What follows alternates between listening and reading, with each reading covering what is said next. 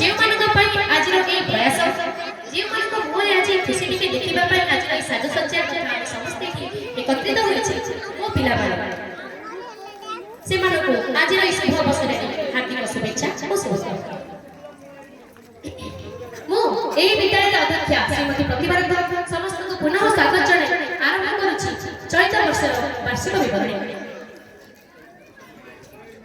ଆପଣମାନଙ୍କ ସମ୍ମୁଖରେ ଦଣ୍ଡାୟମାନ ଦୀପକ ମେମୋରିଆଲ ପବ୍ଲିକ ସ୍କୁଲ ଚାହୁଁ ଚାହୁଁ ଏହି ବିଦ୍ୟାଳୟକୁ 15 ବର୍ଷ ପୂର୍ବ ହାତ ମୁଠାରୁ ବାଲି ଝରି ଗଲା ପରି ଝରି ଯାଇଛି ସମୟ ନିର୍ଦ୍ଦିଷ୍ଟ ଗତି। ବିଦ୍ୟାଳୟର ଆଶା ଆକାଂକ୍ଷା ସ୍ୱପ୍ନ ଅସମ୍ପୂର୍ଣ୍ଣ ପାଣ୍ଡୁଲିପି 15 ପୃଷ୍ଠା ଲେଖା ସରିଛି। ସେଥିରେ ଲିପିବଦ୍ଧ ଏହାର ଶବ୍ଦରାଜି କେତେ ଉଜ୍ଜଳ ଓ କେତେ ଅଧ୍ୟାୟ। ଠିକ୍ 15 ବର୍ଷ ପୂର୍ବେ 2005 ମସିହା ମା ବିଦ୍ୟାଦାୟିନୀ ସରସ୍ୱତୀଙ୍କ ଅପାର କରୁଣା ତଥା ପୁରସ୍କାର ଗ୍ରାମବାସୀଙ୍କର ସାହାଯ୍ୟ ଓ କିଛି ବିଦ୍ୱାନ ବ୍ୟକ୍ତିଙ୍କ ଉଦ୍ୟମ ଫଳରେ ଯଥା ଶ୍ରୀ ରବିନାରାୟଣ ମିଶ୍ର, ଶ୍ରୀ ଦୁର୍ଗାପ୍ରସାଦ ରଥ, ଶ୍ରୀ ନିରଞ୍ଜନ ଦାସଙ୍କ ଦ୍ୱାରା ବା ଉଦ୍ୟମରେ ନ୍ୟୁ ଏରା ପବ୍ଲିକ ସ୍କୁଲ ନାମରେ ଉଦିତ ହେଲା ପୁରସ୍କାର ଗୌରବମୟ ଭୂମି।